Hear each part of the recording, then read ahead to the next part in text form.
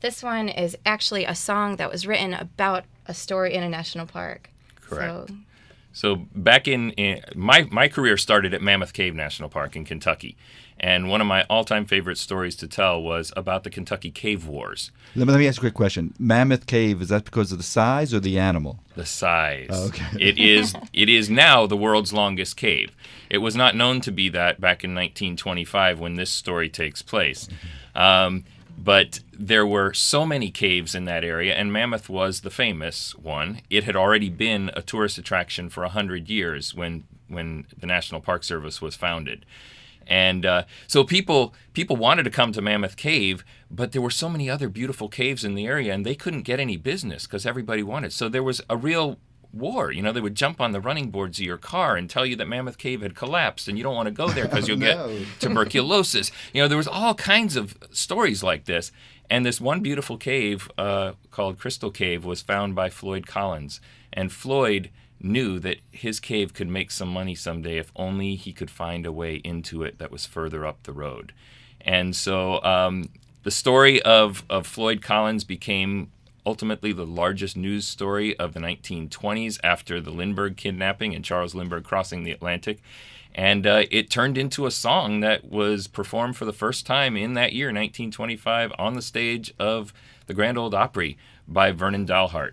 And Meg has a starter to that. Oh, come on, all ye people, and listen while I tell the ballad of Floyd Collins, a man we all knew well. His face was fair and handsome, his heart was true and brave. His body now lies sleeping in a lonely sandstone cave. Oh, mother, don't you worry. Oh, father, don't be sad. And listen while I tell you of this awful dream I had. I dreamed I was a prisoner. My life could not be saved. That body now lies sleeping in a lonely sandstone cave.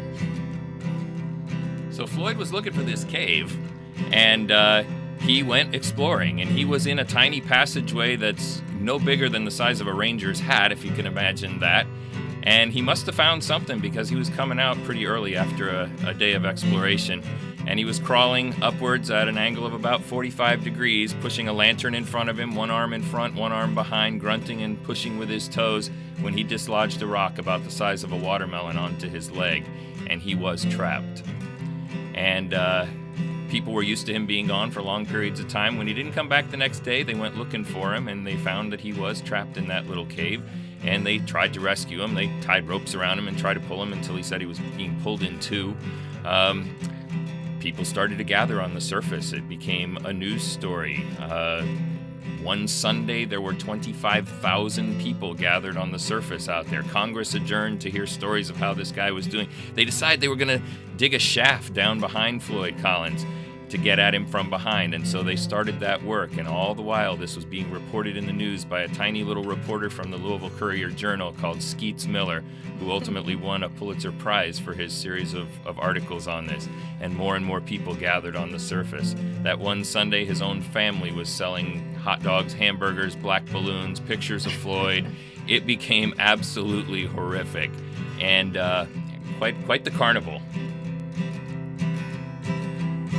The rescue party labored, they worked both night and day to move the mighty barrier which stood within their way.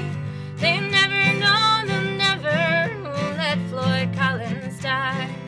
To rescue Floyd Collins, it was their battle cry. Well, when they finally decided what to do, there was ultimately a collapse in between Floyd and the outside, and they lost touch with Floyd for a number of days, but they continued to dig down, and on February 16th, 1925, they came out just a few feet above the body of a dead man. They figured after 2 weeks in the cave, he had died 3 days earlier on Friday, February 13th, 1925. And most people said, well, he's underground. That's pretty good, I guess, so they had a little funeral for him right there.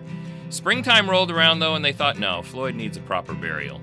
So they brought him out, another funeral, in a coffin, put him in the church cemetery. Not long after that, his family ended up selling the cave, and the new owner, realizing that everybody around the world knew this story, thought, what better way to promote the cave than if Floyd himself were back down there? And so they brought Floyd up, put him in a new coffin, a special coffin, and you would go into Crystal Cave and hear the story of Floyd Collins that you already knew, but there you were in the right place.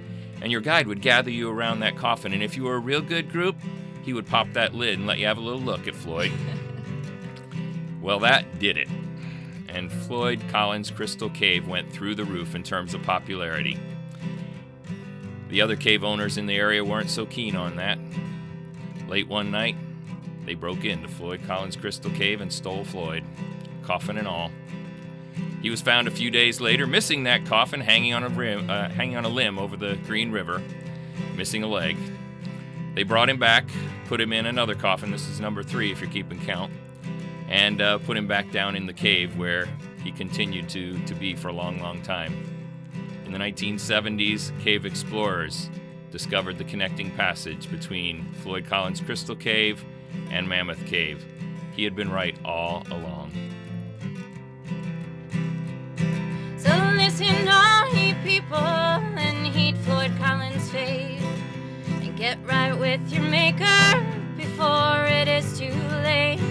It may not be a sand cave in which we find our tomb, but on that day of judgment, ye too shall meet our doom. But on that day of judgment, we too shall meet our doom. All right. You made it all the way through except for that last note there, Megan. But that was great. I loved it. So the program obviously has storytelling as well. Yeah, it's songs and stories, and some of the stories are like that one, which are stories that you might hear if you went to those national parks, but most of the stories are about our personal experiences